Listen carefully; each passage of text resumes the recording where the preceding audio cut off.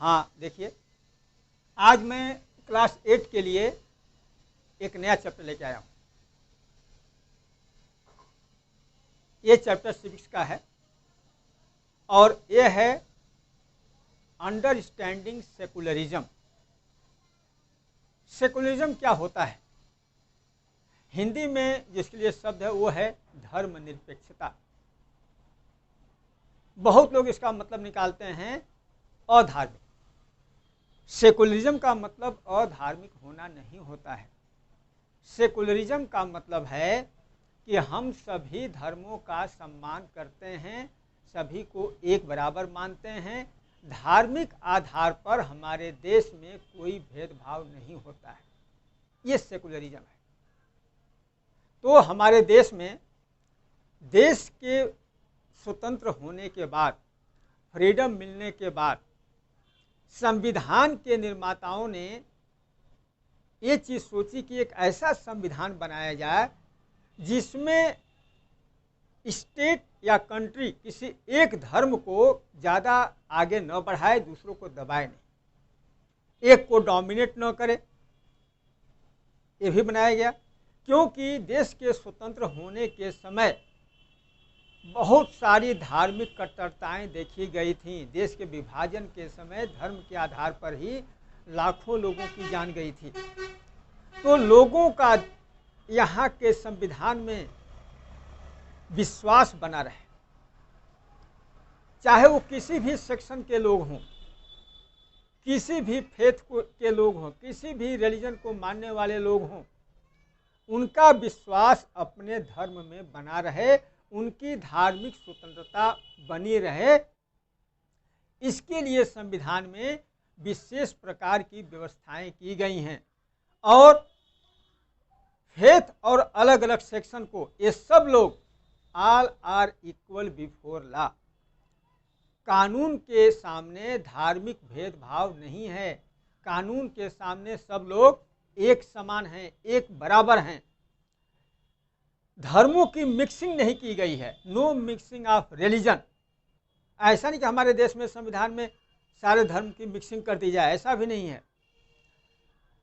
No discrimination on the grounds of constitution, on the grounds of religion. धर्म के grounds पर किसी के साथ कोई भेदभाव नहीं किया जाता है। और हमारा सेफ गार्ड कौन है? धर्म के आधार पर एक अपने नागरिक की, सिटीजन की सेफ गार्ड कौन करता है? कॉन्स्टिट्यूशन।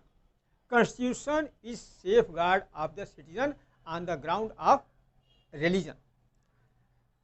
देखिए क्या होता है, लगभग सभी देशों में अगर धार्मिक बातें मानी जाए, धर्म के आधार पर माना जाए, तो मेजॉरिटी माइनॉरिटी, एक धर्म को मानने वाले ज़्यादा मेजॉरिटी में लोग होते हैं, कुछ लोग माइनॉरिटी में होते हैं। तो अगर मेजॉरिटी के लोग माइनॉरिटी पर टिरैनी करने लगे, अपनी बातों को ज़बरदस्ती मनवाने लगे, उनको दबा के रखें, तो ये चीज़ें फिर क्या होती हैं, फिर देश में डिस्क्रिमिनेशन या भेदभाव शुरू हो जाता है धर्म के आधार पर, क्योंकि मेजॉरिटी के लोग माइनॉरिटी के लोगों को दबाना शुरू कर देते हैं।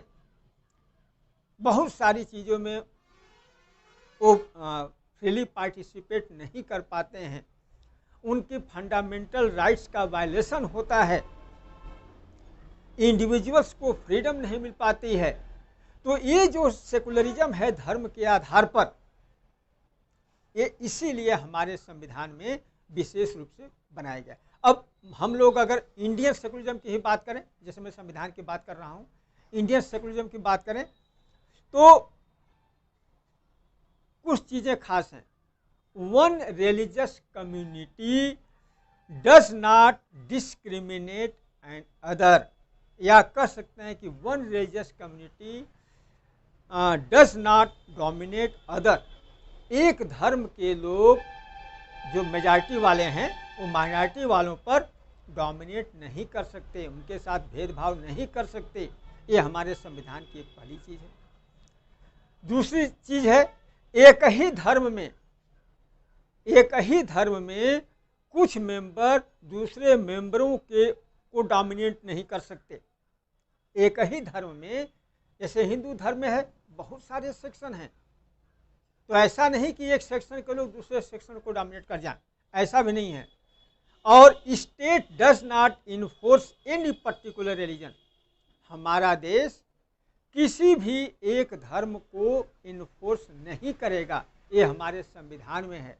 हमारे स्टेट का, हमारे यहाँ कोई स्टेट रिलीजन नहीं है, हमारे देश का कोई धर्म नहीं है, धर्म निरपेक्षता है, हर धर्म को मानने वाले लोग हैं। हमारे यहाँ संविधान में नॉन इंटरफेरेंस की भी स्ट्रेटजी है। कोई भी सरकार, चाहे स्टेट गवर्नमेंट हो या सेंट्रल गवर्नमेंट हो, धार्मिक मामलों में कोई इंटरफेरेंस नहीं करेगी।